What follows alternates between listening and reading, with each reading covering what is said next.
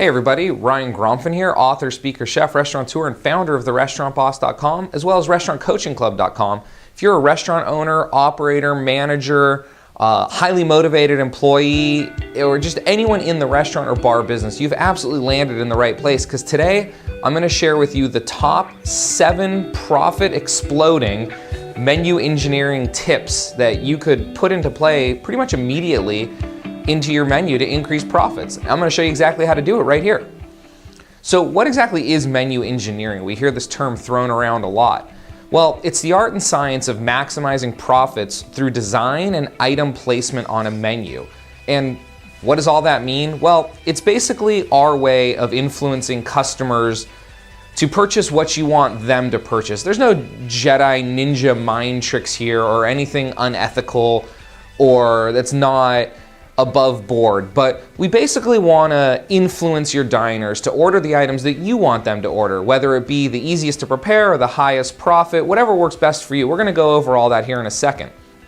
So I want to share with you an example of the power of menu engineering. Here's a case study. I had a client who came to me the end of the year a few months ago and he said, I want to take my wife on vacation, but I can't afford one. Well, to give you an idea, folks, this is not a high-grossing restaurant, as you'll see when we go through these examples. All this client wanted was a little extra money at the end of the year to take his wife on a well-deserved vacation. Let me show you how we not only created enough income to do that, but we blew it out of the water here. Let me show you something. So on this person's old menu, they were doing on average $5,718.87 per week, for an average of 709 covers, which is an $8.06 per person or check average. A month later, after we implemented the changes that I'm going to share with you here today, the sales went up to $6,794.52 in a week for 745 covers, which was the average. So that created a $9.12 per person or check average. That's all we're really interested here, and I'm going to show you why. That's a $1.06 increase in check average. Now with that $1.06 increase, this goes straight to the bottom line. Don't forget, there's no extra labor here. He didn't have to buy any extra food.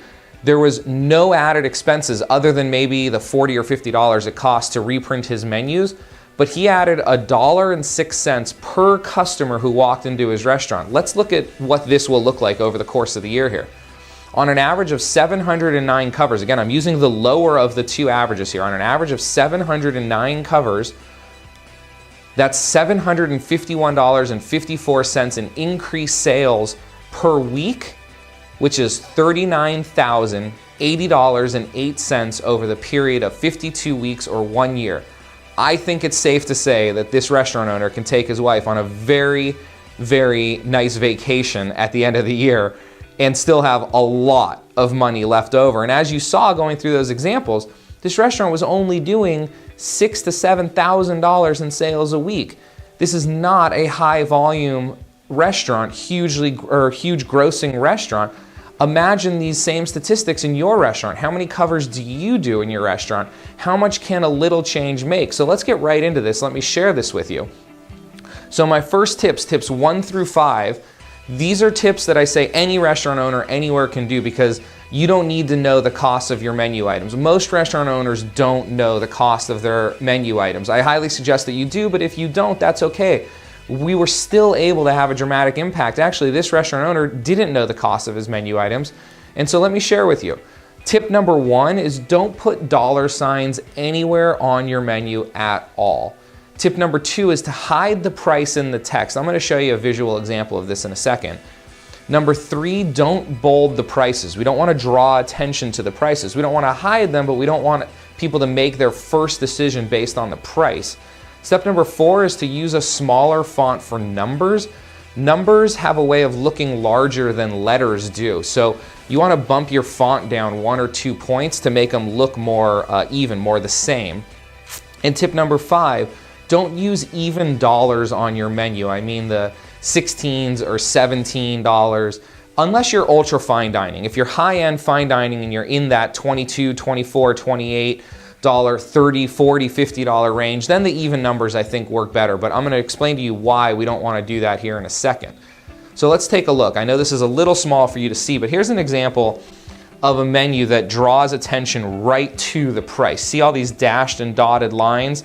They're drawing your attention right to the price. So the first thing you're gonna do is make a decision. Your finger's gonna just scroll down this menu here and see something that you can afford or that you wanna spend. You're gonna go, oh, $9.95, it's the cheapest thing I've seen so far, I'll have those. Rather than reading the description first and making your decision that way. Let me show you a better example of this. When you look over here at this menu, even though we're using even prices, which I don't recommend, and I'll explain to you why in a second, this actually happened to be a perfect mistake. The person who was formatting this menu did bold prices in one section and non-bold prices in the other section, and when I saw it, I thought, wow, what a great example. You actually see it on the same page, but if you notice how this first section with the bold prices, even though they're buried in the text, your eye still goes directly to those prices, and then you come over here to see what it is. Whereas down here, where the price is buried, I find that my eye naturally doesn't find the price right away, and I start reading the description. So I might decide, wow, duck mole and a sour red orange sauce, that sounds great, and then I'll see the price, but I've already decided I want that duck, rather than scanning down and seeing $24 and then seeing $18 and going, you know what, I'll have that. So tip number 6, this is a little more advanced, and this is if you know how much your items cost. Position is everything. You want to find the sweet spot. So let's go over this really quickly here. On a one-panel menu, the sweet spot is usually a little bit to the right and a little bit higher than center, and then your eye goes up, over, and down.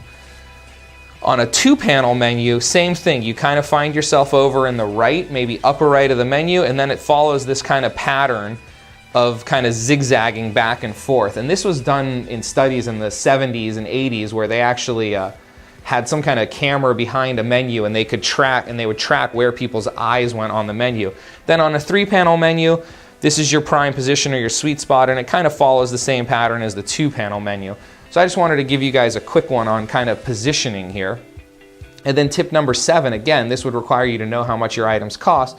Use boxes, borders, bold text, colors, or photos to draw guests' attention to high profit items. So again, here's an example of a menu where not only is this a single panel menu, it's hard to tell because it's a white menu against a white background, but it's a single panel menu. And if you notice, not only did they box the sweet spot right here, which is where your eye goes, or I'm sorry, but they also boxed it in, which is really drawing your attention. This quite obviously are the items that this restaurant wants to sell more of. These are most likely their highest profit items on the menu. So I know we went through this kind of quickly here. If you need any more answers to questions that you may have, or if you have any questions, please go ahead wherever you're watching this, whether you're watching it on my website at therestaurantboss.com, or you're watching this on YouTube, or someone forwarded it to you, wherever you're watching it, there will definitely be a place for you to leave a question or comment below. You will also be able to find my email address at therestaurantboss.com. If you head over to therestaurantboss.com, I have a 7-video series for you that's completely free. You can come over and check that out. If you're watching this on YouTube, just click on this huge red button right here. Yes, actually click on it. The big red button is an active link that will subscribe you to my YouTube channel so you can get more updates like this every week. I hope you guys enjoyed what you saw here. I know this was a really brief overview of menu engineering. Again, please reach out to me somehow, some way if you have more questions, or if you want to share your menu with me. I'm more than happy to give you a free consultation, take a look at your menu, and see if we can get you results like we did for the gentleman that I showed in that case study earlier today. An extra $40,000 might help your life or your restaurant a little bit. So again, my name is Ryan Gromfin. I'm with therestaurantboss.com as well as restaurantcoachingclub.com. Please reach out to me. Please subscribe. Forward this onto Facebook or Twitter or wherever you would love to share this information. I really appreciate you spending the time with me here, and I hope you guys have an absolutely wonderful day. Thank you. Bye-bye.